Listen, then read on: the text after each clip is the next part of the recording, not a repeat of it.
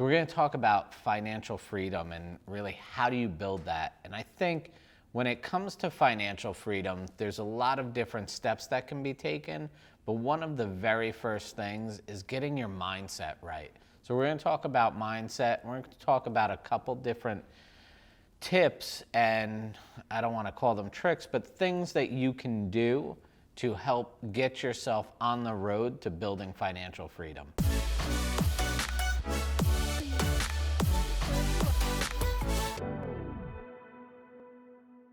I'm Eddie Gartner with Epic Financial Strategies. And so, we talk a lot about mindset. And when it comes to financials or anything that you're trying to build in life, it's really about how do you go from a scarce mindset, right? So if you don't have financial abundance in your life right now and you're looking to build financial freedom, well, what's going on in your mind that's keeping money away from you? Are you one of these people that seems to start saving and you get some money and then all of a sudden a bill comes up or the transmission goes in the car, or something happens that all of a sudden now that money that you had saved up and you were all proud about is gone? Does that happen to you? A lot of times that has to do with the scarce mindset when it comes to money. And so what happens is you're putting out there that, hey, you know what, it's real hard for me to get money, or it's hard to acquire money, or this, and you're finding reasons or finding things to spend that money on or reasons why it goes away. So how do we go from that scarcity mindset to the abundance mindset? The mindset that tells me that I know I can create wealth, wealth flows to me, and I don't have to worry because I'm financially stable, I'm financially sound, and I make smart decisions. How do you get there? Well, it doesn't come overnight, and it takes a lot of study and practice, and you're at one of the best spots to find that information. You want to continue to feed your mind with positive people, positive mindset when it comes to money, and also education around the different strategies, tools, and techniques that can be used when it comes to finances. So let's talk about some of those tools and techniques. One of the things that we offer for people is a cash flow analysis. Now, we have a downloadable PDF in the description there.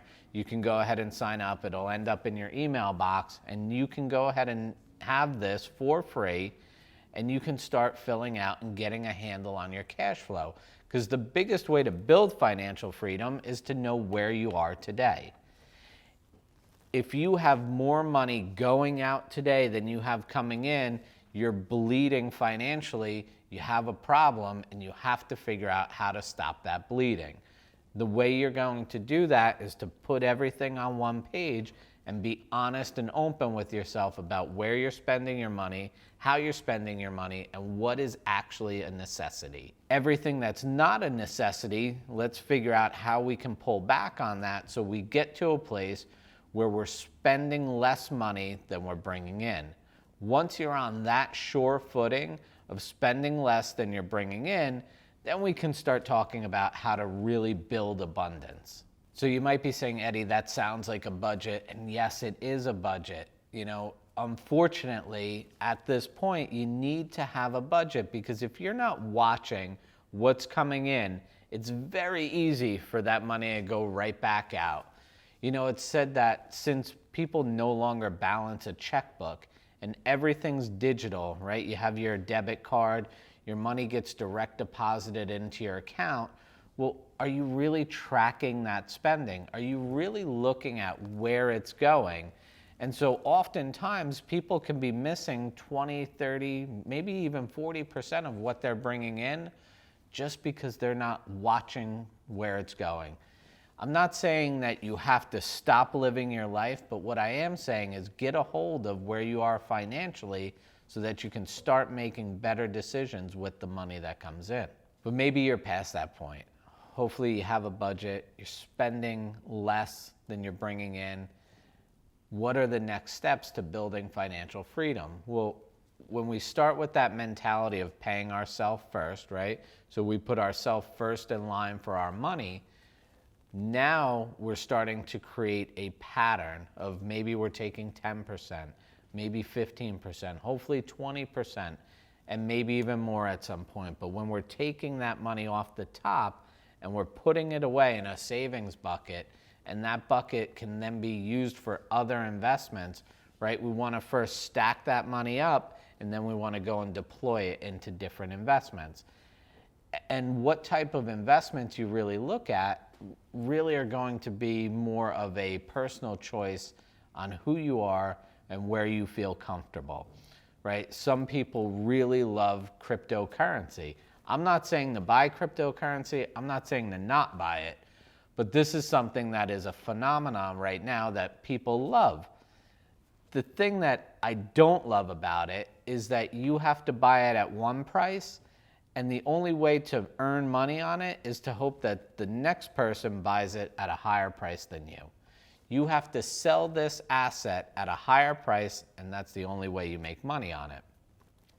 Now you might say, well, you know, that's the same thing with real estate, or that's the same thing with gold. And those are true statements. But depending on the type of real estate, if you're buying real estate and you're putting renters in there, well, now you have cash flow, right? And if that cash flow is positive cash flow, now you have cash flow plus hopefully appreciation down the road. There's tax strategies of depreciation that you can offset and hopefully build more income, because now you're able to offset some of that taxes that you may have had to pay on your income. Those are things you want to check with your accountant, but as you could see, having different strategies around what you want to do makes a lot of sense when it comes to building financial freedom. At the end of the day, what you really need to do is take a look at, well, who am I as an investor? What type of work do I do? Are there things ancillary to my business that I could create more income with? Because the more income you have coming in, the easier it's going to be to build and stack and build and stack, so that you can go and deploy into other, let's call them passive type of investments. And those passive investments are what's going to ultimately give you that financial freedom that you're looking for. Because when you have your dollars working for you, creating more dollars for you, and you don't have to put any effort into it, that's truly financial freedom. If you've been watching this far, I'm hoping this video is resonating with you. If you're not already a subscriber, like I said, we're giving information every single day. There's new content coming out. We have a whole library. Go ahead and hit that subscribe button. And if you like this video, go ahead and give it a like.